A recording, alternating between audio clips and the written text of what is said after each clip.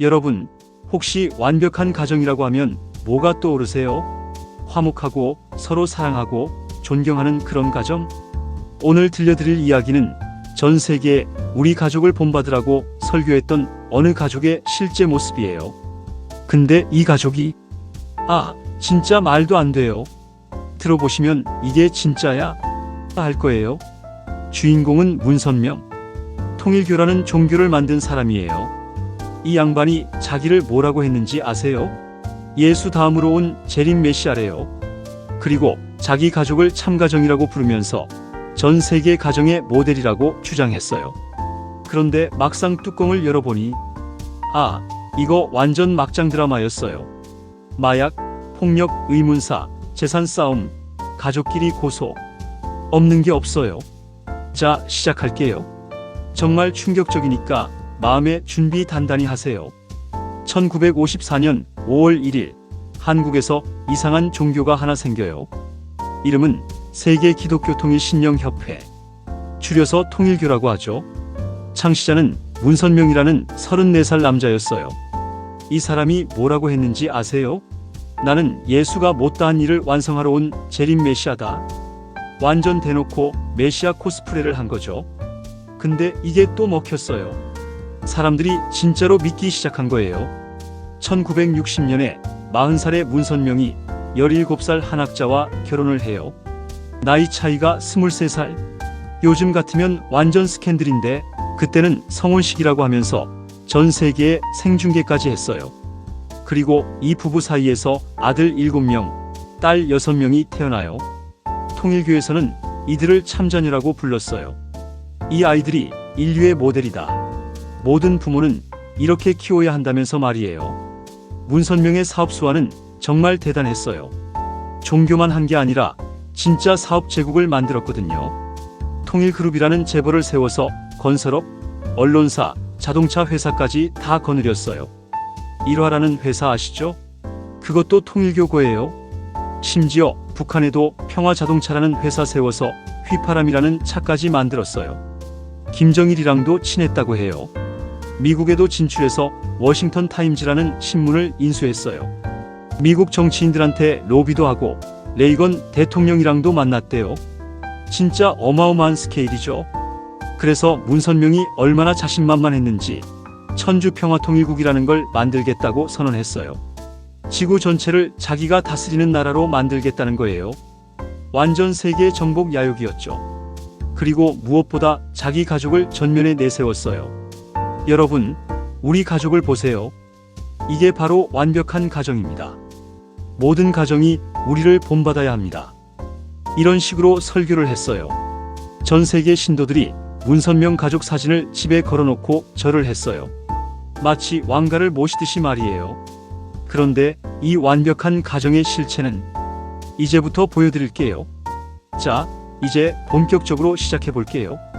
문선명의 장남 문효진 이야기부터요. 이 사람이 진짜 재능 있는 뮤지션이었어요. 헤비메탈에 완전 빠져 있었는데 실력이 장난이 아니었거든요. 평생 10,000곡 이상을 작곡했다고 해요. 한국 헤비메탈 역사상 최고의 곡들 중 몇 개가 이 사람 작품이라는 말이 있을 정도로요. 아버지 문선명도 이 아들을 굉장히 아꼈어요. 똑똑하고 재능도 있고 카리스마도 있었거든요. 1990년대 말까지만 해도 문효진은 진짜 황태자 대접을 받았어요. 그리고 통일교 내 거물급 인사의 딸과 결혼을 해요.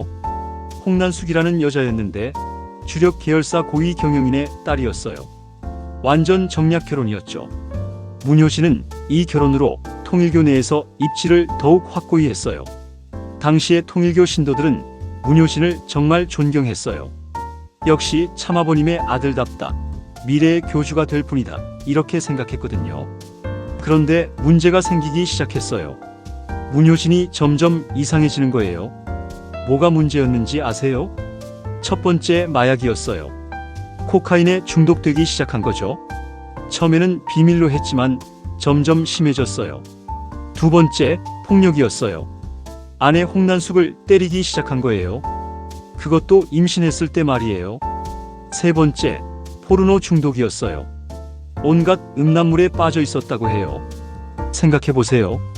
전 세계에 순결하고 거룩한 삶을 설교하는 종교의 후계자가 마약하고 임신한 아내 때리고 포르노 보고 있었던 거예요. 이게 말이 돼요? 그런데 진짜 폭탄은 1995년에 터졌어요. 홍난숙이 미국에서 책을 출간한 거예요. 제목이 뭐였는지 아세요? 인 더 섀도우 오브 더 문즈 마이너스 달의 그림자 속에서였어요. 이 책에 뭐가 적혀 있었는지 들어보세요. 남편 문효 씨는 임신 7개월째였던 나를 구타했습니다. 그는 코카인에 중독된 마약 중독자였고 포르노 영화를 즐겨봤습니다. 폭력적이고 변태적인 성향을 가지고 있었어요. 문선명 가족 전체는 음모와 위선으로 가득한 분열된 집안입니다. 겉으로는 완벽한 가정을 연기하지만 실제로는 서로를 증오하고 있어요. 문선명은 자기를 메시아라고 주장하지만 자기 가족조차 제대로 돌보지 못하는 거짓 예언자입니다. 이 책이 미국에서 베스트셀러가 됐어요. 전 세계 언론이 난리가 났죠. 통일교 교주의 며느리가 폭로한 충격적 진실 이런 식으로 보도됐거든요. 홍난숙은 여기서 끝내지 않았어요. 100억 원대 위자료 소송까지 걸었어요. 법정에서 더 구체적인 증언을 했거든요. 문효 씨는 제가 임신 7개월일 때 배를 발로 찼습니다. 아이가 유산될 수도 있는 상황이었어요. 그는 마약에 취해서 저를 더러운 여자라고 욕하면서 때렸어요. 통일교 교리에서는 순결을 강조하지만 문효 씨는 온갖 음란물에 중독되어 있었습니다. 저에게 변태적인 행위를 강요하기도 했어요. 상상해보세요.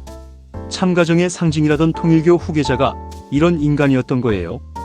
통일교 입장에서는 완전 멘붕이었겠죠. 언론들이 파헤치기 시작했어요. 그동안 숨겨졌던 문효신의 다른 일탈들도 드러났거든요. 클럽에서 마약하는 모습이 목격됐다든지 다른 여자들과 불륜을 저질렀다든지. 결국 문선명이 결단을 내렸어요. 장남 문효신을 후계자에서 완전히 배제한 거죠. 용산에 있던 통일교 공관에서도 쫓아냈어요. 문효신은 그 이후로 완전히 다른 삶을 살기 시작했어요. 2005년에 제가 직접 만날 기회가 있었는데 서울 강남에 있는 연예기획사 회장으로 일하고 있더라고요. 종교와는 완전히 담을 쌓고 살았어요. 그리고 2008년 문효신이 심장마비로 갑자기 세상을 떠났어요. 향년 45세였어요. 아이러니하게도 문효신이 살아있을 때가 그나마 문선명 가족이 평화로운 시기였어요. 진짜 지옥은 문효신이 죽고 나서 시작됐거든요. 자, 문선명한테 아들이 7명 있다고 했죠. 그런데 이 중에서 둘이 일찍 죽어요. 그것도 아주 의문스러운 상황에서 말이에요. 먼저 차남 문흥진 이야기부터 해볼게요. 1984년 12월 23일 크리스마스 이틀 전이었어요. 문흥진이 교통사고로 죽었거든요. 당시 나이가 고작 17세였어요. 이 아이가 문선명이 가장 아꼈던 아들이었어요. 똑똑하고 착하고 말도 잘 들었대요. 다른 형제들이 말썽을 부려도 문흥진만큼은 모범적이었다고 해요. 문선명이 얼마나 충격을 받았는지 이후에 문흥진을 영계의 왕이라고 부르기 시작했어요. 우리 흥진이가 영계에서 악한 영들을 정리하고 있다면서 아예 숭배 대상으로 만들어버린 거예요. 통일교에서는 문흥진의 사진을 걸어놓고 제사를 지내기 시작했어요. 죽은 아들을 신격화한 거죠. 정말 이상하지 않아요?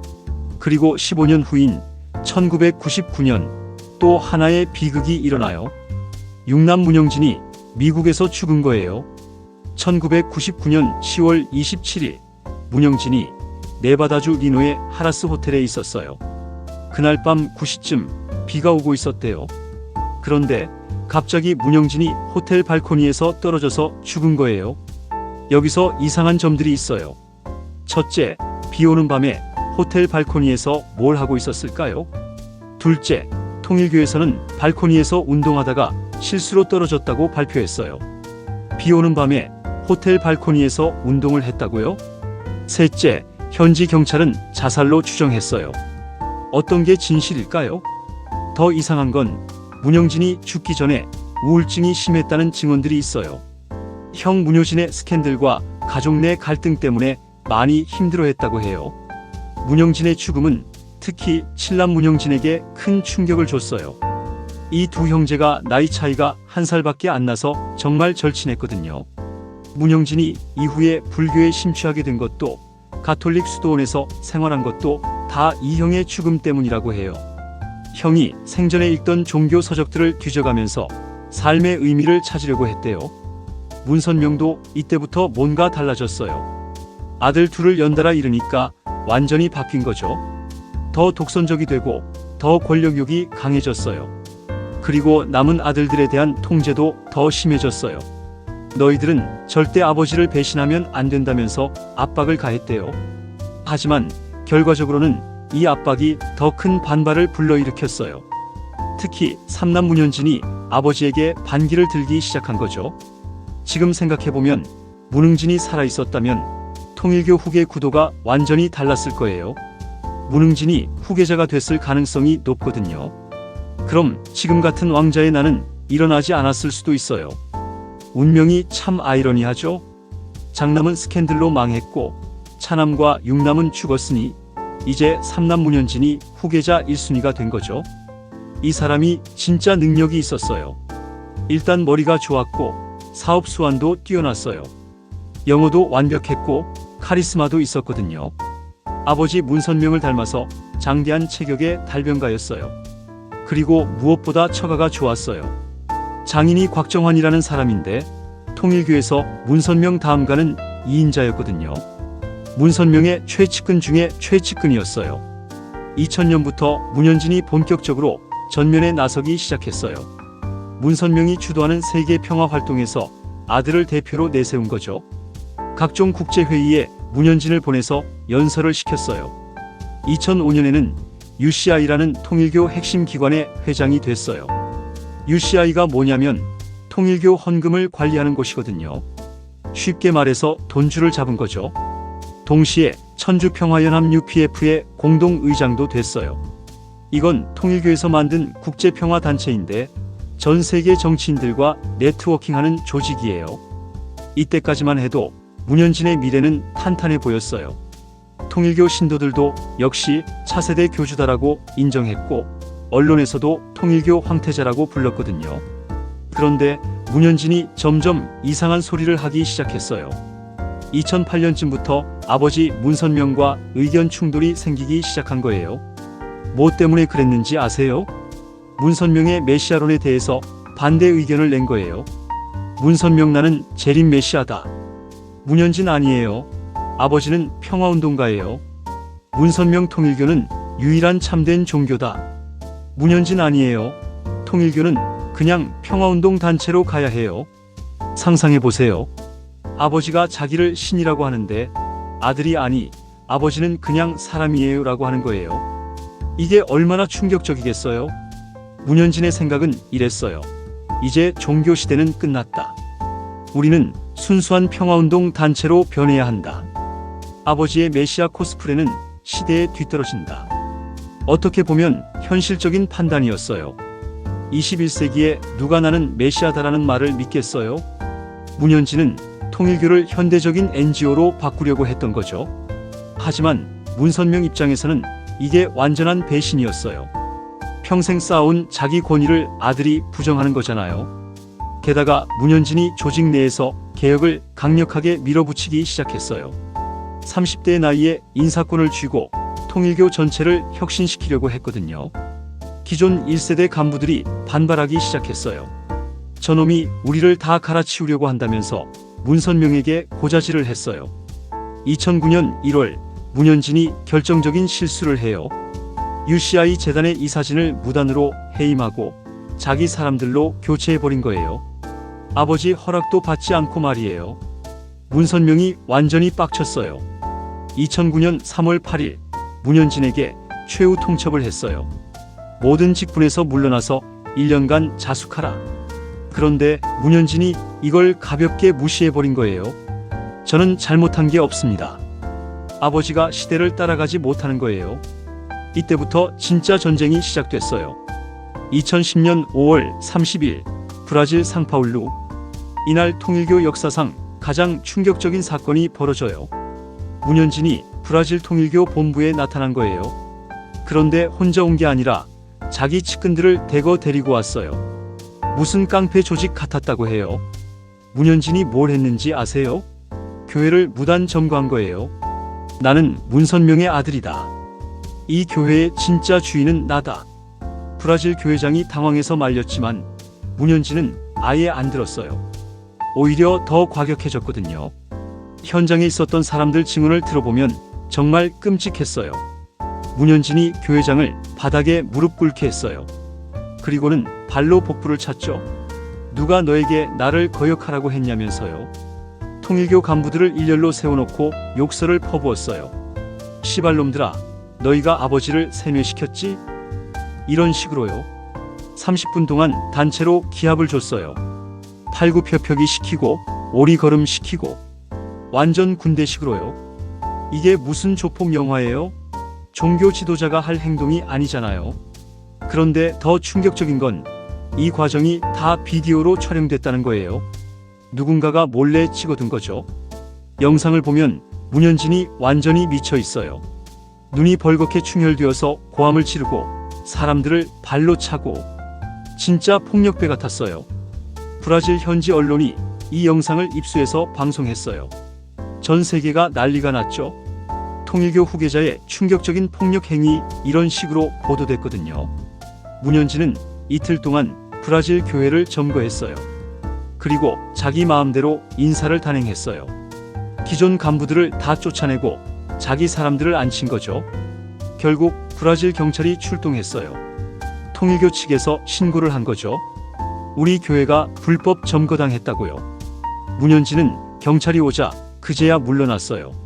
하지만 가면서도 나는 틀리지 않았다. 진실은 언젠가 밝혀질 것이다라고 외쳤대요. 이 사건으로 문현진은 브라질 법원에서 고소당했어요. 그리고 벌금형과 함께 아주 특별한 판결을 받았어요. 브라질 영토 내의 어떠한 가정연합교회 성전에도 출입할 수 없으며 브라질 안에서는 가정연합교회 신도들에게 설교나 스피치 혹은 어떠한 메시지도 전달할 수 없다. 완전히 브라질에서 퇴출당한 거죠. 그런데 문현진의 반응이 더 가관이었어요. 사람들이 내가 2시간 동안 한 말을 단 6분짜리 비디오로 만들어서 나를 폭력적인 지도자로 매도하고 있다. 아버지께 가는 길을 차단하려는 음모다. 하지만 내 마음과 뜻은 꺾지 못할 것이다. 완전 확신범이죠. 자기가 잘못했다는 생각이 전혀 없는 거예요. 이 사건 이후 문현진은 완전히 독립 노선을 걷기 시작해요. 2009년 11월에 더 이상 통일교와는 관계없다고 선언하고 글로벌 피스 재단이라는 자기만의 조직을 만든 거죠. 하지만 진짜 무서운 건 이제부터였어요. 문현진이 통일교 재산을 털기 시작한 거거든요. 2010년 4월 14일 통일교 역사상 가장 충격적인 일이 벌어져요. 문현진이 UCI 재단 정관을 무단으로 바꿔버린 거예요. 뭘 바꿨는지 아세요? 통일교라는 글자를 완전히 삭제해버린 거예요. 그리고 정관을 자기 마음대로 변경해서 UCI 재단을 완전히 자기 것으로 만들었어요. UCI의 통일교 재산의 80%가 들어있었거든요. 80%가 얼마인지 상상해보세요.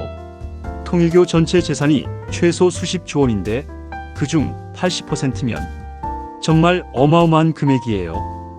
구체적으로 뭐가 들어있었냐면 여의도 파크원 개발 프로젝트 공사비만 2조 원, 서울 센트럴시티 수천억 원 가치, 미국 내 각종 부동산과 사업체들, 일본, 유럽 지역 통일교 자산들, 각종 투자금과 현금. 문현진이 한 번에 수조 원을 들고 튄 거예요. 이게 얼마나 큰 돈인지 아세요? 대한민국 대기업 하나를 통째로 가져간 수준이에요. 문선명이 얼마나 화가 났겠어요? 바로 문현진에게 최후 통첩을 보냈어요. 당장 모든 통일교 재산을 원상복구하라. 24시간 안에. 그런데 문현진이 뭐라고 했는지 아세요? 싫어요. 이 재산은 이제 제 거예요. 아버지가 통일교를 망치고 있으니까 제가 구해야죠. 아들이 아버지한테 이런 소리를 한 거예요. 완전 폐륜이죠. 그러자 통일교에서 UCI 반환 소송을 걸었어요. 그런데 여기서 더 황당한 일이 벌어져요. 문현진이 맞고소를 한 거예요. 뭘 고소했냐면 어머니 한학자가 대표로 있는 재단을 상대로 240억 원 부당이득금 반환 소송을 낸 거예요. 아들이 어머니를 고소한 거죠. 그것도 240억 원을 달라고요. 법정에서 문현진이 뭐라고 주장했는지 들어보세요. 저는 통일교 발전을 위해 평생 헌신했습니다. 그런데 뒤에서 교권 세력들이 아버지를 세뇌시켜서 저를 몰아냈어요. 제가 관리하던 재산을 부당하게 빼앗아간 겁니다. 한학자 총재와 교단 간부들이 결탁해서 회사 자금을 빼돌렸어요. 이건 명백한 배임이에요. 반대로 통일교 측은 이렇게 반박했어요. 문현진이 아버지의 지시를 거부하고 이단 활동을 벌이고 있다. 통일교 재산을 사적으로 유용한 것은 문현진이다. 240억 원은 정당한 법인 운영비였다. 문현진이 억지 소송을 걸고 있는 것이다. 이때부터 진짜 막장 드라마가 시작됐어요. 가족끼리 법정에서 으르렁거리기 시작한 거죠. 2011년에는 더욱 황당한 일이 벌어져요. 여의도 파크원 공사가 완전히 중단된 거예요. 문현진 측과 통일교 측이 서로 소유권을 주장하면서 법정 공방을 벌이니까 공사를 진행할 수가 없었던 거죠. 2조 원짜리 건물이 반쯤 지어진 채로 방치됐어요. 지금도 여의도에 가보면 그 흉물스러운 건물을 볼 수 있어요. 가족 싸움 때문에 2조 원이 날아간 거죠. 그런데 이 과정에서 더 충격적인 사실들이 드러나기 시작했어요. 문현진의 장인 곽정환이 통일교 돈을 빼돌렸다는 의혹이 불거진 거예요. 서울중앙지검이 곽정환을 배임 혐의와 외환관리법 위반으로 기소했어요. 문현진 가족이 통일교 재산을 조금씩 빼돌려서 자기 명의로 돌렸다는 거였어요. 몇 년에 걸쳐서 치밀하게 계획한 일이었던 것 같아요. 문선명이 얼마나 배신감을 느꼈겠어요. 가장 믿었던 측근과 아들이 뒤에서 자기를 등친 거잖아요. 2012년 초 문선명의 건강이 급격히 악화되기 시작했어요. 스트레스가 얼마나 심했는지 병원에 입원까지 하게 됐거든요. 그런데 여기서 또 한 번 충격적인 일이 벌어져요. 문선명이 병원에 입원했을 때 문현진이 문병을 가려고 했대요. 그런데 통일교 측에서 면회를 거부한 거예요. 어머니를 먼저 만나보라고 했는데 문현진이 그냥 돌아서서 나가버렸어요. 결국 문현진은 아버지의 마지막을 지키지 못했어요. 2012년 9월 3일 문선명이 세상을 떠날 때 문현진은 아버지 곁에 있지 못한 거죠. 2012년 9월 3일 새벽 1시 50분 문선명이 92세의 나이로 세상을 떠났어요. 20세기 최대 신흥 종교 중 하나의 창시자가 죽은 거니까 전 세계가 주목했어요. 각국에서 조문객들이 몰려들기 시작했고 언론들도 대거 취재진을 보냈어요. 그런데 여기서 정말 믿기 어려운 일이 벌어져요. 문현진이 아버지 장례식에 참석하려고 했는데 통일교에서 이걸 막은 거예요. 2012년 9월 10일 문현진이 VIP 200명과 함께 경기도 가평 청신평화월드센터에 도착했어요. 아버지를 마지막으로 보내드리려고 한 거죠. 그런데 상황이 완전히 이상했어요. 통일교에서 일반 도로를 점거하고 있었어요. 주차장 입구부터 출입을 통제했어요. 천정궁 앞에는 경찰 기동대 차량 3대가 배치되어 있었어요. 마치 전쟁터 같았다고 해요. 문현진 측에서 우리도 조문하러 왔다고 했지만 통일교 측에서는 절차상 문제가 있다면서 막았어요. 그러면서 한 가지 조건을 제시했어요. 문현진 혼자만 들어와라. 다른 사람들은 안 된다. 문현진이 당연히 거부했죠. 제가 모시고 온 분들은 모두 아버지를 존경하는 사람들입니다. 왜 선택된 자들에게만 조문을 허락합니까? 결국 1시간 동안 대치 상황이 벌어졌어요. 아들이 아버지 장례식 앞에서 경비원들과 실랑이를 벌이는 기가 막힌 상황이었죠. 문현진이 얼마나 분노했는지 현장에서 이런 성명을 발표했어요. 문선명 총재의 삶은 만인을 위한 공적인 삶이었습니다. 원하는 모든 이들이 조문할 수 있어야 합니다. 그런데 지금 교권자들이 끼어들어서 아들이 아버지에게 참배드리는 것을 막고 있습니다. 이것은 용납할 수 없는 폐륜적 행위입니다. 하지만 끝내 들어갈 수 없었어요. 문현진은 차를 돌려서 서울 반포 센트럴시티에 자기가 따로 차린 분향소로 가야 했어요. 상상해보세요. 아들이 아버지 장례식에도 제대로 참석 못한 거예요. 이게 참가정의 모습이었어요. 언론들이 이 사건을 크게 보도했어요. 통일교 가족 갈등, 장례식장에서도 계속 이런 식으로요. 통일교 측에서는 나중에 이렇게 해명했어요. 상중이라 뭐라 말하기 어렵다. 하지만 문현진이 그동안 아버지의 뜻을 거역하고 교단을 혼란에 빠뜨렸다. 장례식장에서까지 소란을 피우는 것은 적절하지 않다고 판단했다. 하지만 세간의 시선은 차가웠어요. 아무리 갈등이 있어도 아들이 아버지 장례식에 참석하는 걸 막는 건 너무하다는 여론이 많았거든요. 이 사건으로 통일교의 이미지는 완전히 바닥에 떨어졌어요. 참가정을 주장하던 종교가 정작 자기 가족도 제대로 챙기지 못한다는 게 만천하에 드러난 거죠. 자, 그럼 문선명이 죽고 나서 통일교가 어떻게 됐을까요? 원래 계획은 이랬어요. 칠남 문영진이 종교 부문을 담당, 사남 문국진이 기업 부문을 담당, 한학자는 명예직으로 뒤에서 후원. 문선명이 생전에 이렇게 정해놨거든요. 아들들이 실무를 하고 부인은 상징적인 역할만 하는 거였죠. 그런데 진짜 최후의 승자는 따로 있었어요. 바로 한학자였어요.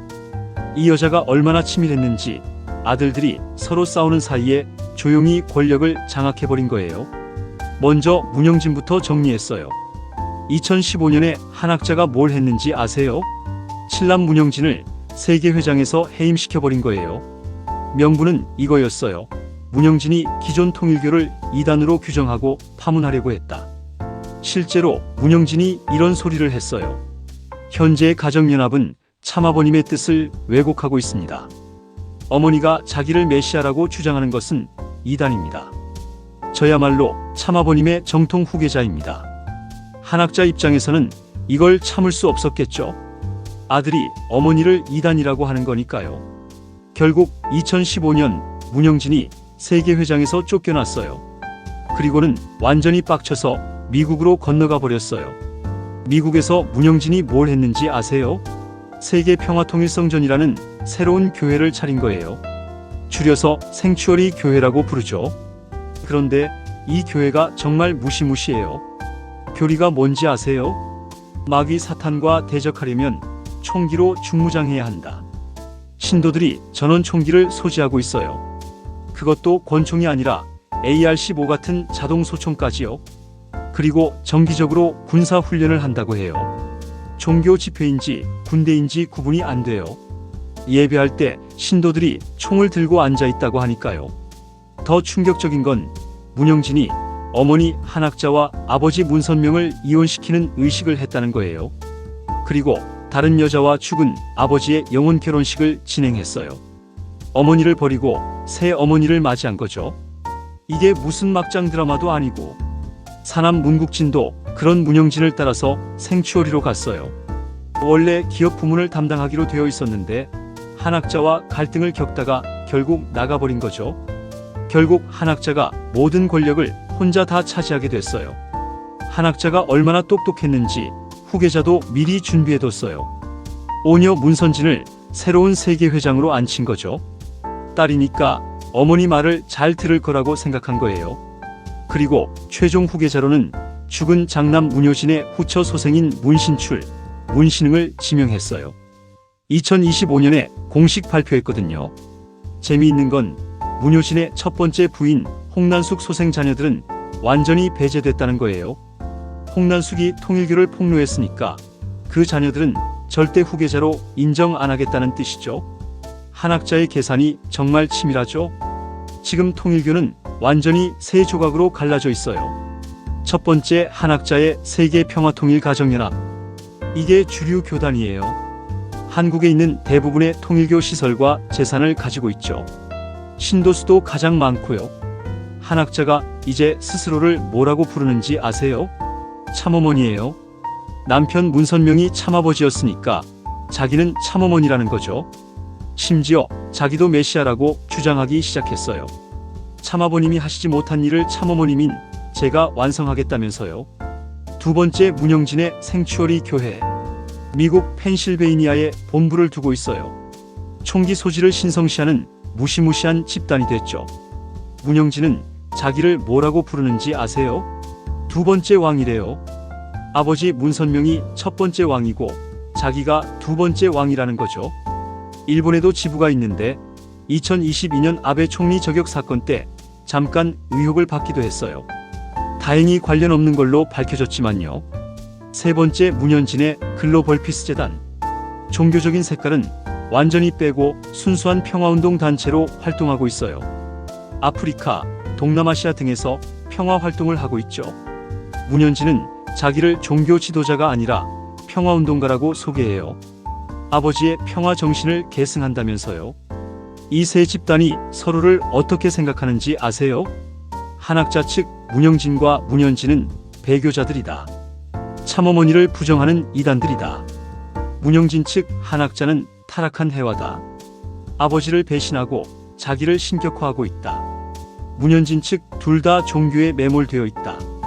진정한 평화는 종교를 넘어서야 한다. 완전히 삼국지예요. 서로를 원수처럼 여기고 있어요. 재산은 어떻게 나뉘었냐고요? 한학자가 대부분을 가져갔어요. 한국의 통일교 본부, 청심국제병원, 선문대학교 등등. 핵심 자산들은 다 한학자 수중에 있어요. 문현진은 UCI 재단과 해외 자산 일부를 가지고 있고요. 문영진은 거의 손에 쥔 게 없어요. 그래서 미국에서 신도들 헌금으로 겨우 버티고 있는 상황이에요. 이야기가 여기서 끝나면 좋겠지만 계속해서 황당한 일들이 벌어지고 있어요. 2022년 아베 총리 저격 사건. 일본에서 아베 신조 전 총리가 총격당해서 죽었잖아요. 범인이 야마가미 테치야라는 사람인데 이 사람 어머니가 통일교 신도였어요. 야마가미 어머니가 통일교에 1억엔 약 10억 원을 헌금해서 가정이 파탄났다는 거예요. 그래서 야마가미가 통일교를 원망하게 됐고 통일교와 친한 아베를 저격한 거죠. 이 사건으로 일본에서 통일교에 대한 여론이 완전히 바뀌었어요. 지금 일본 정부가 통일교 해산을 추진하고 있거든요. 한학자 출국 금지.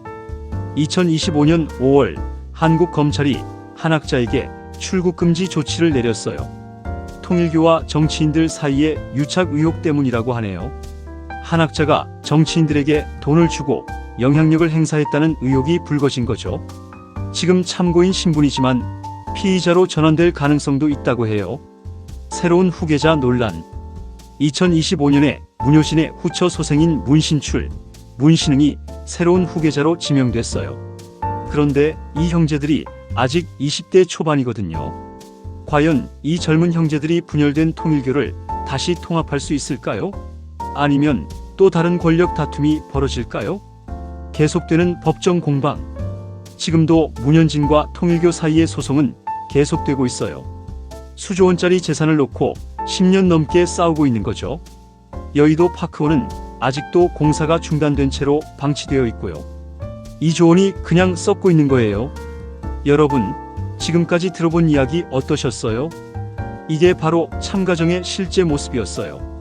마약 중독자 장남, 의문사한 두 아들, 2조 원 들고 튄 3남, 총 든 7남, 모든 걸 다 차지한 어머니. 문선명이 전 세계에 우리 가족을 본받으라고 설교했는데 정말로 본받으면 안 되는 가족이었던 거죠. 가장 아이러니한 건 가족의 소중함을 강조하던 종교가 가족 분열 때문에 망가졌다는 거예요. 통일교 신도들이 얼마나 충격을 받았겠어요. 평생 숭배하던 참가정이 알고 보니 막장 가족이었던 거잖아요. 지금도 이 가족들은 법정에서, 미국에서, 각자 다른 곳에서 서로를 원수처럼 여기며 살고 있어요. 수십조 원의 재산과 수백만 신도들을 가진 거대한 제국이 결국 한 가족의 욕망과 배신으로 무너져버린 거죠. 그런데 정말 무서운 건 이 이야기가 아직 끝나지 않았다는 거예요. 새로운 후계자들이 등장했고 또 다른 권력 다툼이 벌어질 수도 있거든요. 과연 통일교의 미래는 어떻게 될까요? 세계로 갈라진 제국이 다시 하나로 합쳐질 수 있을까요? 아니면 더 많이 쪼개질까요? 한 가지 확실한 건 문선명이 꿈꿨던 완벽한 참가정은 이미 완전히 무너졌다는 거예요. 여러분은 이 이야기를 듣고 어떤 생각이 드세요? 진짜 현실이 영화보다 더 드라마틱하다는 말이 맞는 것 같지 않나요? 끝인가요? 참가정이라더니 이게 뭐야? 도대체 뭐죠? 법적 고지. 이 콘텐츠는 공개된 언론 보도를 기반으로 재구성한 것입니다.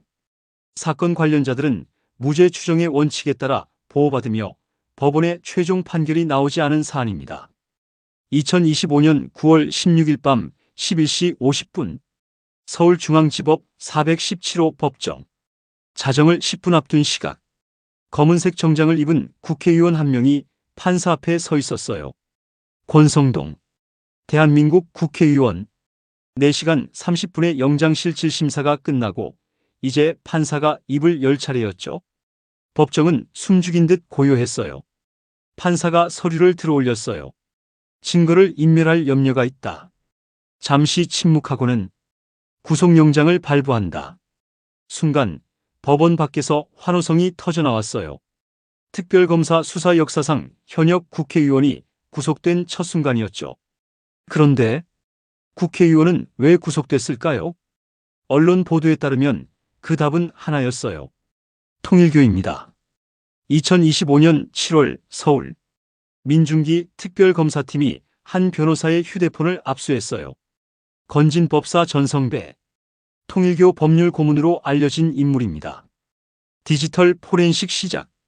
삭제된 카카오톡 대화를 하나하나 복구하기 시작했죠. 그리고 한국일보 단독 보도. 2022년 11월 대화 내용이 세상에 드러났어요. 통일교 전 세계 본부장으로 알려진 윤영호와 전성배의 대화였죠. 화면에 떠오른 대화예요. 윤영호 내년 전당대회를 앞두고 어느 정도 규모가 필요하냐? 전성배 규모는 과시할 정도면 좋겠다. 윤영호 윤심은 정확히 어떠냐? 전성배 윤심은 변함없이 권권성동이다. 수사관이 숨을 죽이며 계속 읽었어요. 윤영호 권리당원이 1만 명 이상 있으면 좋겠다는 취지냐? 전성배 티가 안 나게 해야 하는데 청년, 원로 등 세 그룹으로 정리해보겠다. 1만 명을 입당시키려 했다는 얘기잖아요. 더 스크롤을 내리자. 권성동 의원이 전당대회 출마를 포기한 직후 온 메시지. 윤영호 저희 굉장히 무리해서 입당까지 했는데 낭패 아니냐? 이미 입당을 시작했다는 증거였어요. 이거 대박인데요. 특검팀이 긴급회의를 소집했죠. 그럼 왜 권성동이었을까요? 특검 수사 결과에 따르면 2022년 1월 5일 여의도 한 중식당 권성동 의원이 윤영호를 만났다고 해요. 그리고 현금 1억 원을 받은 혐의를 받고 있죠. 증거는 윤영호 다이어리에서 발견된 메모예요. 큰 거 1장 서포트. 권성동 오찬. 문자 메시지에는 오늘 드린 것은 후보님을 위해 요긴하게 써달라. 2022년 2월 더 충격적인 만남이 있었다고 해요. 보도에 따르면 권성동 의원이 경기도 가평 천정궁을 방문했대요. 통일교 본부죠. 그곳에서 한학자 총재를 만났다는 거예요. 한 총재가 뭐라고 했냐면 앞으로 통일교는 윤 후보를 돕겠다. 그날 권성동 의원이 윤영호를 데려가 윤석열 당선인과 만나도록 주선했다고 특검은 판단했어요. 윤석열 당선인이 뭐라고 했냐면 향후 논의해 재임 기간에 이룰 수 있도록 하자. 완벽한 거래처럼 보이는 정황이죠. 근데 더 놀라운 게 있어요. MBC 보도에 따르면 2022년 10월 3일 권성동 의원이 윤영호에게 전화를 했대요. 한학자 총재님 카지노 하시냐? 경찰이 수사 중인데 압수수색 올 수도 있으니 대비하라. 수사 정보를 유출한 혐의를 받고 있는 거예요. 보도에 따르면 윤영호는 즉시 실무자들에게 지시했고 실제로 통일교 회계 시스템에서 2010년에서 2013년 해외 출장비 기록에서 해외라는 단어 삭제, 총무처장 컴퓨터 포맷, 증거 인멸 교사 혐의까지 받고 있는 거죠. 권성동 의원 측 입장은 모든 혐의를 부인한다. 결백하다. 정치 보복이다. 이렇게 주장하고 있어요. 하지만 법원은 달랐죠. 2025년 9월 16일 밤 11시 50분 구속영장을 발부한다. 여기서 이상한 점 하나. 2023년 가을 권성동 의원이 미국에 갔어요. 공식 일정도 없이 개인 여행이라고만 했죠. 그런데 목격자들이 있었어요. 펜실베이니아 그곳에서 권성동 의원이 누구를 만났는지 아세요? 보도에 따르면 통일교 관련 인사들이었대요. 환하게 웃으며 포옹하는 모습이 포착됐죠. 펜실베이니아에 뭐가 있냐고요? 문영진의 교회가 있어요. 문선명 칠남이 세운 통일교 분파. 정식 명칭은 세계평화통일성전이지만 사람들은 이렇게 불러요. 총든 교회. 왜냐고요? AR-15 소총을 들고 예배를 보거든요. 비즈니스 인사이더 보도에 따르면 성경의 쇠막대는 총을 의미한다는 황당한 교리를 만들었대요. 근데 이 교회가 미국 정치와 연결돼 있었어요. 누구냐 하면 도널드 트럼프예요. CNN과 워싱턴 포스트가 함께 추적한 결과 트럼프가 통일교 행사에 출연하고 돈을 받았다는 보도가 나왔어요. 얼마를 받았냐면 2021년, 2022년 2해 동안 3번 출연하고 받은 금액 250만 달러, 한화로 약 35억 원입니다. 한 번에 10분 정도 영상 찍고 10억 원씩? 근데 진짜 충격적인 건 출연 날짜였어요. 2021년 9월 11일, 9.11 테러 20주년 되는 날이에요. 미국인 3,000명이 죽은 그날, 전 세계가 희생자를 추모할 때 트럼프는 뭘 했을까요? 보도된 영상 내용에 따르면 한학자 총재에게 감사드립니다. 통일교가 세계 평화를 위해 이룬 업적은 믿을 수 없을 정도입니다. 2016년 대선에 숨겨진 커넥션도 있었어요. 선데이 저널 USA 보도에 따르면 트럼프 아들 에릭이 문국 진문선명 사남의 총기 판매점 개장식에 참석했대요. 그리고 8일 후 문국진이 트럼프 캠프에 $1,000를 헌금했다는 기록이 나왔죠. 2021년 1월 6일 국회의사당 폭동. 톱스타뉴스 보도를 보면 문영진이 사건 2주 전부터 신도들에게 워싱턴으로 가라고 종용했대요. 민병 때 내전까지 언급하며 폭력을 부추겼고 실제로 그의 교회 신도 상당수가 폭동에 참여했다는 증언도 나왔어요. 2024년 FBI가 움직였어요. 그리고 본격 수사에 착수합니다. 문영진은 보도에 따르면 행방이 묘연하다고 해요. 트럼프도 슬그머니 거리두기 시작. 2024년 대선 때는 통일교 관련 언급을 일절 안 했죠. 그러니까 정리하면 한국에는 권성동에게 통일교에서 1억 원, 미국에는 트럼프에게 통일교에서 35억 원 전달. 우연일까요? 아니에요. 이건 더 큰 그림의 일부였어요. 그 그림의 시작점은 일본이었어요. 2022년 7월 8일 낮 12시 일본 나라시 평범한 금요일 오후였어요. 아베 신조 전 총리가 거리 연설을 하고 있었죠. 그때 팡! 팡! 두 발의 총성이 울립니다. 세계 3위 경제대국 일본의 전직 총리가 피를 흘리며 쓰러졌어요. 실시간 생중계로 전 세계가 지켜보는 가운데 수제총을 든 남자 야마가미 데스야 43세. 경찰이 그를 붙잡고 물었어요. 왜 쐈나? 그가 한 말. 통일교 때문입니다. 경찰 조사실에서 요미우리 신문 보도에 따르면 야마가미가 자신의 과거를 털어놓기 시작했대요. 30년 전 제 어머니가 통일교에 빠졌습니다. 보도된 내용에 따르면 어머니는 할아버지한테 상속받은 땅을 팔았어요. 1억엔 헌금을 위해서. 그것도 부족해서 4명이 살던 집까지 팔아버렸죠. 2002년 어머니가 파산 선고를 받았을 때 형은 정신병을 앓다가 자살했습니다. 저는 자위대에 들어가야 했고요. 복수를 계획했습니다. 산케이 신문이 보도한 법정 진술에 따르면 처음엔 통일교 본부를 직접 공격하려 했어요. 근데 경비가 너무 삼엄했죠. 그래서 목표를 바꿨다고 해요. 아베 신조의 할아버지 기시 노부스케. 1968년 통일교를 일본에 들여온 것으로 알려진 인물이에요. 3대에 걸쳐 보호했죠. 아베를 공격하면 통일교와 정치인의 유착이 세상에 드러날 거라고 생각했습니다. 그의 계산은 정확히 맞았어요. 총성 이틀 후 일본 언론이 미친 듯이 움직였어요. 니칸 겐다이 신문 편집국. 특종이다. 특종. 기자가 소리쳤어요. 헤드라인 통일교 관련 의원 112명. 부재 98명이 자민당. 신문이 거리에 깔렸어요. 일본 전역이 충격에 빠졌죠. 112명이라고? 거의 절반이잖아. 근데 더 충격적인 건 내각 강요 출신만 34명. 이건 몇 명이 연루된 게 아니었어요. 자민당 전체가 통일교였던 거죠. 일주일 후 더 큰 폭탄이 터져요. 기자회견장 플래시가 터집니다. 단상에 선 노인. 곽정환, 통일교 전 세계회장이죠. 말씀드리겠습니다. 기자들이 펜을 들었어요. 통일교 신도 100명 이상이 자민당 의원 비서로 일했습니다. 우리는 그들을 공설비서라고 불렀어요. 급여는 통일교에서 받았습니다. 무료로 의원들을 보좌했죠.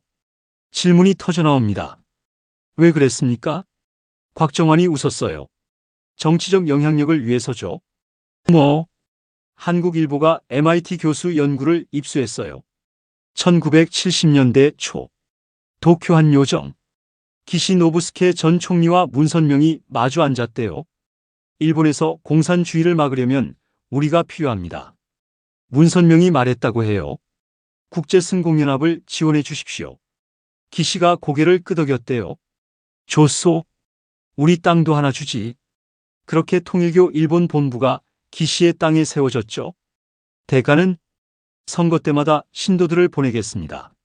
무보수로요. 악수를 하고는 진행의 시작이었죠. 50년 유착의 시작이었어요. 그 유착이 3대로 이어졌죠.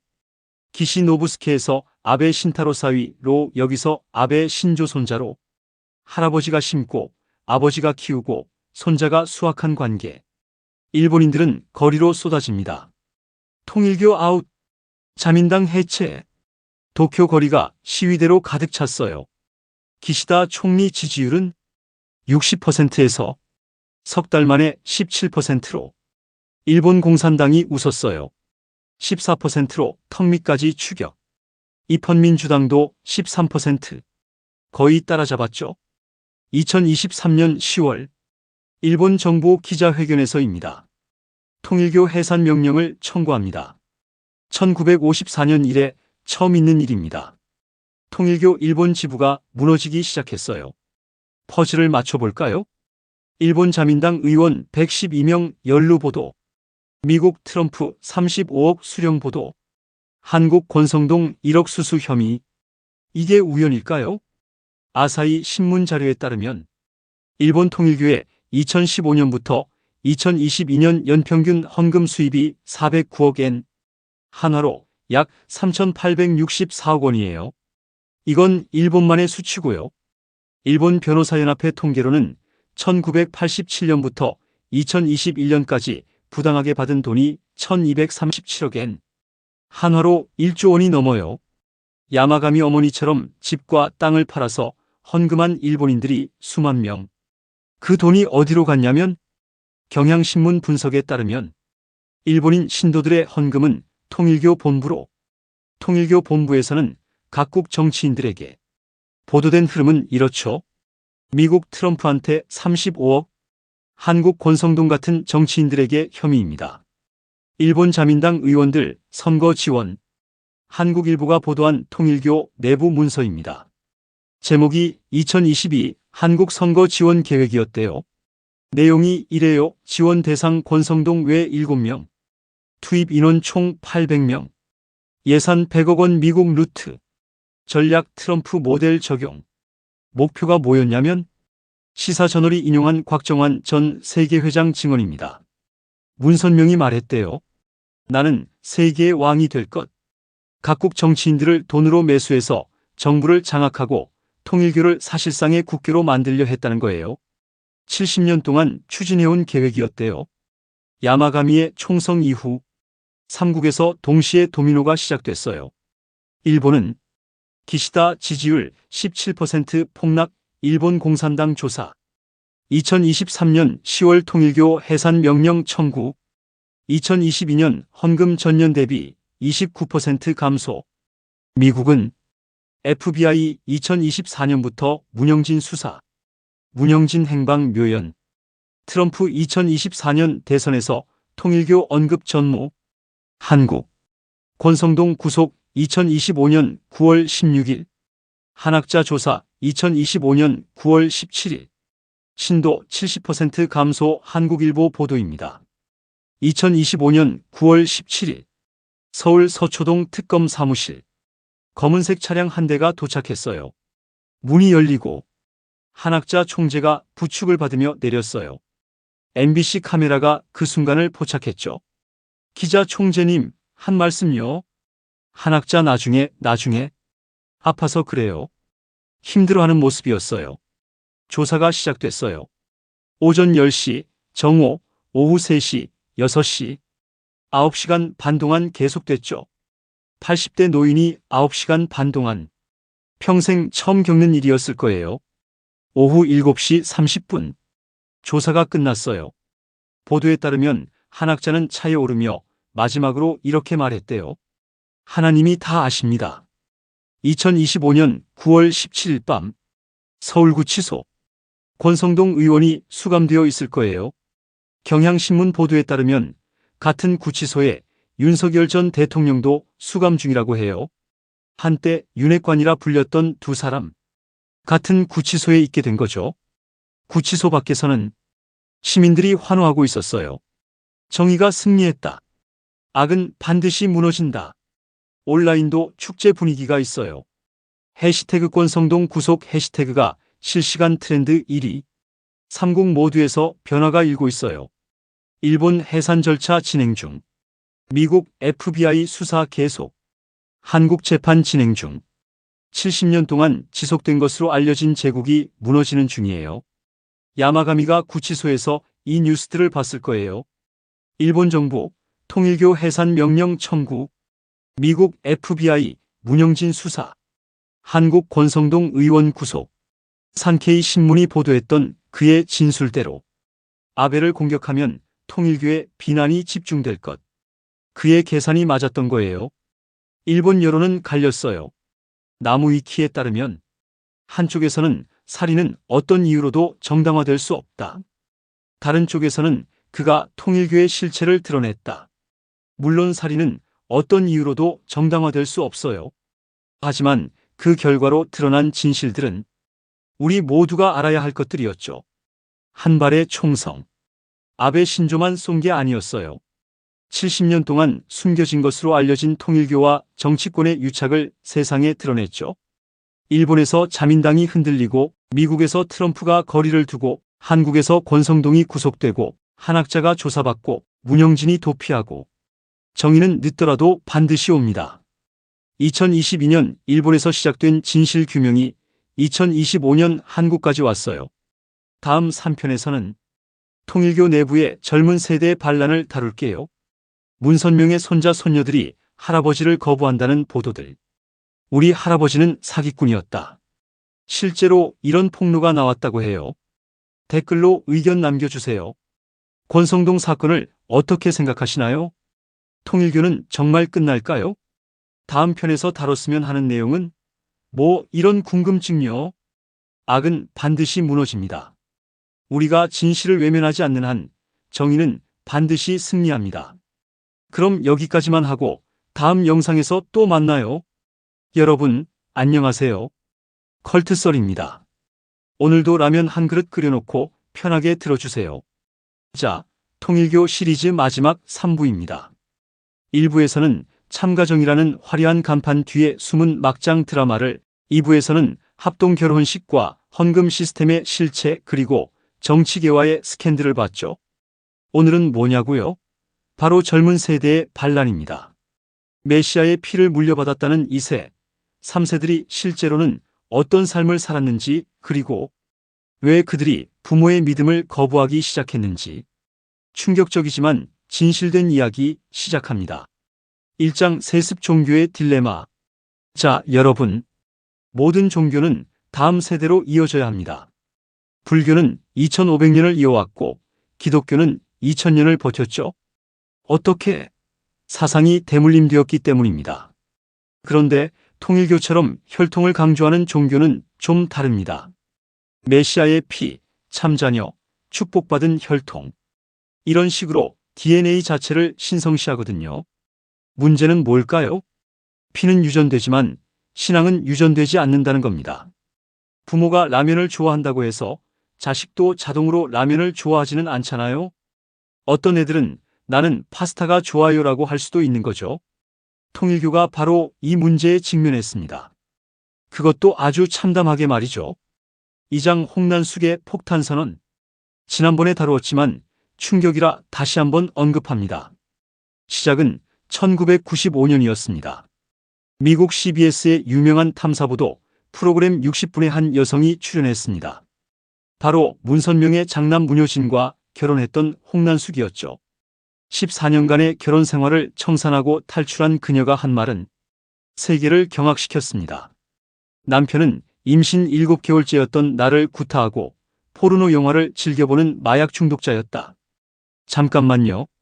이게 누구 이야기라고요? 메시아의 아들입니다. 참자녀. 신도들이 당신의 가정은 우리의 모범이라며 떠받들던 바로 그 사람이요. 이쯤 되면 라면교회라면 신자식이라면 혐오자인 것보다 더 충격적이지 않습니까? 그런데 더 충격적인 건 문선명의 딸.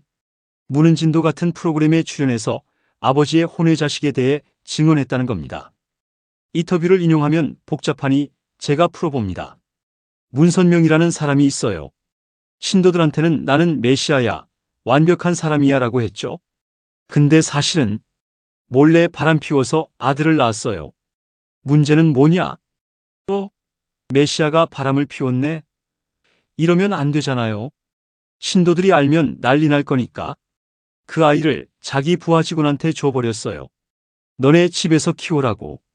박사무엘이라는 그 아이는 13살 때까지 나는 박보이 아저씨 아들이구나 하고 살았는데 13살에 갑자기 너 사실은 문선명 아들이야 라는 얘기를 들은 거예요. 충격이죠. 헐, 내가 메시아 아들이었어? 근데 더 슬픈 건 아버지 문선명은 평생 그 아들을 못 본 척 했어요. 아들은 언젠가 아빠가 날 인정해 주겠지 하고 기다렸는데 끝까지 무시당한 거죠. 그러다가 1999년 문선명의 딸 문은진이 미국 TV에 나와서 이렇게 말한 거예요. 우리 아버지한테 숨겨둔 아들 있어요. 샘이라고 불러요. 자기 아버지의 비밀을 전 세계에 폭로한 거죠. 메시아라며 완벽한 가정을 자랑하던 사람이 불륜으로 아이 낳고 그 아이를 숨기고 평생 외면하고 그러니 결국 딸이 TV에서 폭로를 한 거죠. 마치 나는 성자입니다라던 사람이 사실은 애 숨겨놓고 양육비도 안 준 것 같은 거예요. 가족들이 줄줄이 나와서 우리 집안 이상해요라고 외치는 상황. 이게 참가정입니까? 3장 일본 2세들의 고백. 그런데 문제는 참가정만이 아니었습니다. 일반 신도 가정의 자녀들, 즉 2세들도 입을 열기 시작했어요. 특히 일본에서요. 일본 아사히 신문은 통일교 신자 가정 출신 젊은이들의 증언을 보도했습니다. 그들이 한 말은 이랬습니다. 부모님이 헌금 때문에 우리 가정은 항상 힘들었다. 종교적 규율 때문에 내 삶은 너무 제한적이었다. 친구들처럼 평범하게 살고 싶었는데 그게 허락되지 않았다.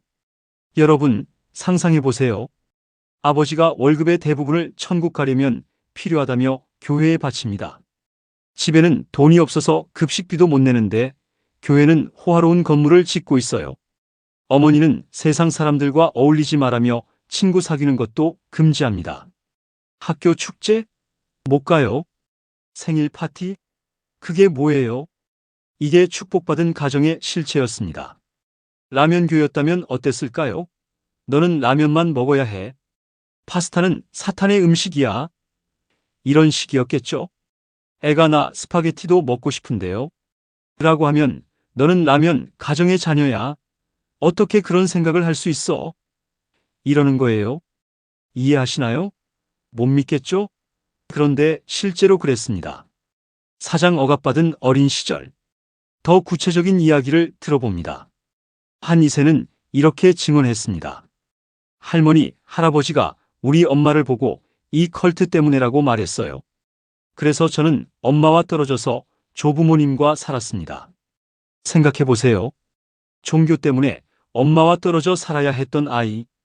부모는 하늘의 뜻이라며 교회 활동에 몰두하고 정작 자식들은 방치되는 겁니다. 또 다른 2세는 말했습니다. 우리는 평생 너희는 특별하다, 선택받았다는 말을 들으며 자랐어요. 하지만 실제로는 그냥 가난하고 외로운 아이들이었을 뿐입니다. 신도들의 자녀들은 축복 2세라고 불렸습니다. 신성한 합동 결혼식을 통해 태어났으니 원죄가 없다는 거죠. 하지만 원죄는 없을지 몰라도 급식비는 없었습니다. 천국 티켓은 있을지 몰라도 수학여행비는 없었어요. 이게 축복입니까? 아니면 저주입니까? 오장 깨어나는 2세들. 그런데 이 아이들이 자라면서 뭔가 이상하다는 걸 깨닫기 시작했습니다. 교리가 정말 옳은 걸까? 우리 부모님은 왜 이렇게 사는 걸까? 다른 집은 왜 우리보다 행복해 보이지? 일본 아사히 신문 보도에 따르면 많은 2세들이 성인이 되어서야 우리 집이 이상했다는 걸 깨달았다고 합니다. 한 2세는 이렇게 말했습니다. 대학에 가서 처음으로 정상적인 가정의 친구들을 만났어요. 그들의 부모는 아이들의 꿈을 지원했고 가족이 함께 여행도 갔고 명절에 친척들이 모여 즐거워했어요. 그때 깨달았죠. 우리 가정이 특별한 게 아니라 이상했다는 걸. 또 다른 2세는 말하죠. 어렸을 때는 세상 사람들은 타락했다고 배웠어요. 하지만 실제로 세상에 나가보니 타락한 건 우리 교회였습니다. 이게 바로 세대 전환의 순간입니다. 부모 세대는 여전히 믿고 있지만 자식 세대는 이건 아니다라고 깨닫는 순간 말이죠. 6장 문선명의 죽음과 추가 폭로. 2012년 문선명이 세상을 떠났습니다. 메시아가 죽었다. 아니, 신도들은 승화하셨다고 표현했죠. 승화? 뭔가 화학 시간에 들어본 것 같은데요. 그런데 그의 죽음을 둘러싸고도 논란이 터졌습니다. 당시 세계회장이었던 문영진 칠남과 재단 이사장, 문국진 사남이 아버지의 죽음이 자연사가 아니라 안락사였다고 폭로한 겁니다.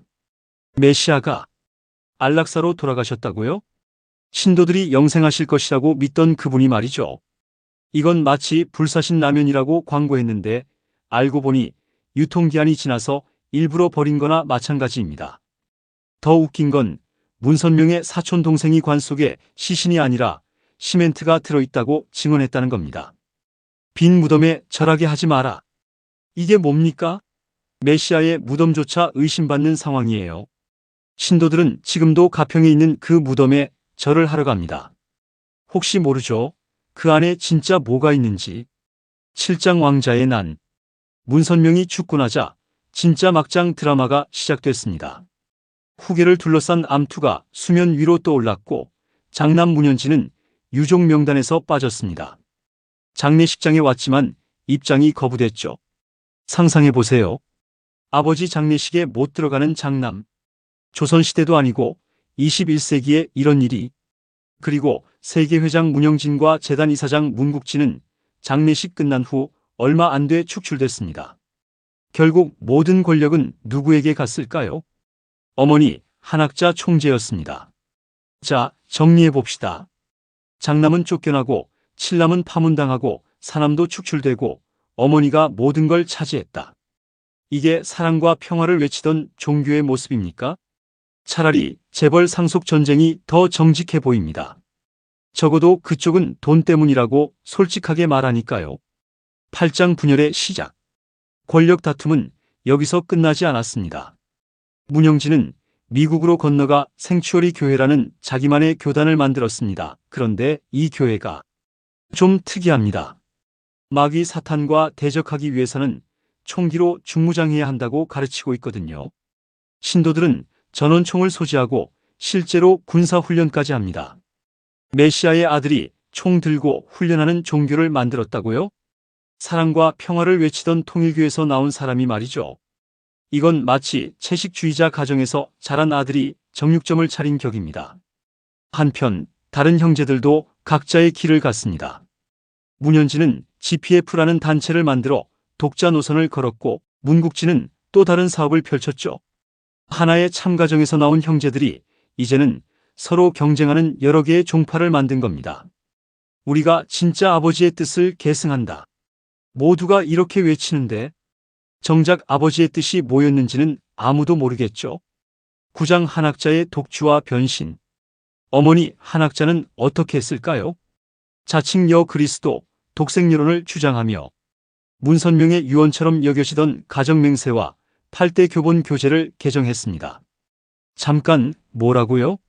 남편이 메시아였는데 이제는 자기도 메시아라고요? 이건 마치 라면의 신의 부인이 갑자기 나도 라면의 신이야라고 주장하는 격입니다. 그럼 처음부터 메시아가 둘이었어요? 아니면 남편 죽고 나서 갑자기 깨달은 건가요? 심지어 청평호반에 자기 동상까지 세웠습니다. 교주가 살아있을 때 자기 동상 세우는 종교, 어디서 많이 본 것 같은데요? 신도들은 혼란스러웠을 겁니다. 남편 말 들어야 해? 아내 말 들어야 해? 아들들은 또 뭐야?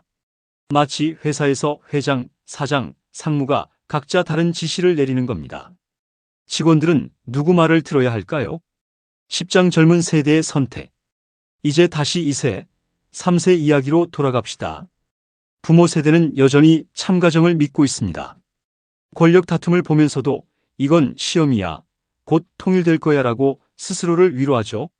하지만 젊은 세대는 달랐습니다. 어떤 이들은 교단을 완전히 떠났습니다. 어떤 이들은 형식적으로만 남아있지만 내심 믿지 않습니다. 어떤 이들은 여전히 혼란스러워합니다. 일본 아사히 신문 보도에 나온 한 2세의 말이 인상적입니다. 부모님은 평생을 바쳐 교회를 섬겼어요. 그 모습을 보며 자랐죠. 존경스럽기도 했고 안타깝기도 했어요. 하지만 저는 그렇게 살고 싶지 않았습니다. 또 다른 2세입니다. 교회에서는 너희는 특별하다고 했지만 세상에서는 그냥 평범한 사람일 뿐이었어요. 오히려 이상한 종교 애들로 취급받았죠. 이게 현실입니다. 메시아의 피를 물려받았다는 아이들이 실제로는 학교에서 따돌림 당하고 가정에서는 가난에 시달렸던 거예요. 11장 후계자 문제의 아이러니. 그렇다면 한학자 다음 후계자는 누구일까요? 원래 오녀 문선진이 후계자였는데 자녀가 없어서 후계자 자리를 물려주기 어렵습니다. 메시아의 혈통을 강조하는 종교에서 정작 후계자에게 자식이 없다니. 그래서 어떻게 했을까요? 2025년 이미 사망한 장남 문효진의 후처 문효나 소생 장남 문신출과 차남 문신흥이 후계자로 임명됐습니다. 여기서 재미있는 점, 문효진의 전처 홍난숙 소생 자녀들은 아무리 문제없는 사람들이라도 후계자 자리를 못 받을 것으로 보입니다. 왜일까요? 간단합니다. 엄마가 CBS에 나가서 폭로했으니까요. 메시아의 피가 중요하다면서 정작 중요한 건 어떤 엄마 자식이냐인 거죠. 같은 참자녀의 손자인데 한쪽은 후계자 후보고 한쪽은 배제되는 이유가 엄마 때문이라니. 이게 혈통 종교의 현실입니다. 12장 신도들의 딜레마. 이제 일반 신도들 이야기를 해봅시다. 부모 세대 신도들은 평생을 바쳐 교회를 섬겼습니다. 월급의 대부분을 헌금으로 바쳤고 합동 결혼식으로 만난 배우자와 결혼했고 자식들을 축복 2세로 키웠죠. 그런데 이제 와서 보니 참가정은 분열되어 싸우고 있고 자식들은 교회를 떠나고 있고 바친 헌금은 권력 다툼에 쓰이고 있습니다. 어떻게 해야 할까요? 인정하기엔 너무 많은 걸 잃었습니다. 이미 바친 수천만 원, 아니 수억 원의 헌금, 합동 결혼식으로 만난 배우자와의 어색한 관계, 희생한 꿈들과 시간들. 그래서 많은 신도들은 계속 믿는 척을 합니다. 매몰 비용의 오류죠. 이미 투자한 게 아까워서 계속 나쁜 결정을 반복하는 겁니다. 맛없는 뷔페에 5만 원을 냈는데 돈이 아까워서 억지로 먹는 것과 같아요. 하지만 자식 세대는 다릅니다. 그들은 돈을 낸 게 아니라 태어났을 때부터 그 뷔페 안에 있었던 거거든요. 그래서 나가는 게 더 쉽습니다. 이거 맛없는데? 라고 솔직하게 말할 수 있죠. 13장 라면교와의 비교. 자, 이쯤에서 간단히 우리 라면교를 봅시다. 라면교의 원칙 자유롭게 선택한다. 남에게 강요하지 않는다. 헌금 같은 거 없다. 세습도 없다. 그래서 라면교회는 아이들이 급식비 못 내는 일도 없고 라면만 먹어야 해 라며 삶을 제한하지도 않고 권력 다툼도 없습니다. 누군가 저는 비빔라면이 좋아요라고 하면 아 그래요? 맛있죠 하고 끝입니다. 누군가 오늘은 파스타 먹고 싶어요라고 하면 좋아요. 다음엔 또 라면 드세요 하고 끝입니다. 이렇게 간단한데 왜 실제 컬트는 이렇게 복잡할까요? 답은 간단합니다. 돈과 권력과 통제 때문입니다. 라면교는 이 세 가지가 없으니까 아무 문제가 없는 거죠. 14장 통일교의 미래. 그렇다면 통일교의 미래는 어떻게 될까요? 전망은 밝지 않습니다. 1세대는 점점 줄어들고 있습니다. 70대, 80대가 되어가고 있죠. 2세대는 분열되어 각자의 파벌을 만들었습니다. 3세대는 많은 수가 교단을 떠나고 있습니다. 새로운 신도 유입은 거의 없습니다. 요즘 젊은이들이 메시아의 혈통이라는 말에 속을까요? 합동결혼식에 참여하고 싶어 할까요? 그래서 교단 이름도 바꿨죠. 통일교에서 가정연합으로. 브랜드 이미지가 너무 나빠지니까요. 마치 망한 음식점이 간판만 바꿔서 다시 여는 것과 같습니다. 하지만 문제는 주방장도 같고 메뉴도 같고 레시피도 같다는 겁니다. 간판만 바꾼다고 달라질까요? 우리가 이 이야기에서 배울 수 있는 교훈은 뭘까요? 첫째, 카리스마는 유전되지 않는다. 아무리 위대한 교주라도 그 자녀가 자동으로 위대해지는 건 아닙니다. 둘째, 아이들은 거짓말을 못 참는다. 부모 세대는 믿음으로 현실을 덮을 수 있지만 자식 세대는 진실을 봅니다. 셋째, 돈과 권력은 본성을 드러낸다. 사랑의 가정을 외치던 사람들도 재산 앞에서는 싸웁니다. 넷째, 억압은 반란을 낳는다. 너는 특별하다며 통제하면 결국 난 그냥 평범하게 살고 싶다며 떠납니다. 다섯째, 이세를 소홀히 하면 종교는 망한다. 부모가 교회에 헌금 바치느라 자식 급식비도 못 내주면 그 자식이 커서 교회를 좋아할까요? 라면교의 가르침이 옳았던 겁니다. 자유롭게 선택하고 남에게 강요하지 않는다. 그리고 가족을 먼저 챙긴다. 이 간단한 원칙만 지켜도 통일교 같은 비극은 일어나지 않습니다. 자, 오늘 통일교 시리즈를 마무리했습니다. 3부에 걸쳐 우리는 봤습니다. 1부 화려한 겉모습 뒤에 참담한 진실, 2부 합동결혼식과 헌금 시스템의 실체 그리고 각 나라 정치계와의 스캔들, 3부 젊은 세대의 각성과 왕조의 붕괴. 결국 통일교는 종교가 아니라 가족 사업이었습니다. 그리고 모든 가족 사업이 그렇듯 2세가 무능하거나 반항하면 망합니다. 문선명의 자식들은 서로 싸웠고 손자 세대는 떠났고 일반 신도의 자녀들은 이건 아니다라고 깨달았습니다. 마지막으로 한 말씀 드립니다. 이런 글을 올리는 제가 밉겠지만 통일교 2세들에게 말합니다. 여러분의 용기에 박수를 보냅니다. 부모님의 믿음을 거부하는 것은 쉬운 일이 아닙니다. 하지만 여러분은 자신의 삶을 선택할 권리가 있습니다. 누군가의 메시아의 피가 아니라 그냥 여러분 자신으로 살아도 괜찮습니다. 그리고 통일교 1세들에게 말합니다. 아직 늦지 않았습니다. 자녀들과의 관계를 회복하세요. 교회보다 가족이 먼저입니다. 헌금보다 자녀 교육비가 먼저입니다. 메시아의 뜻보다 내 아이의 행복이 먼저입니다.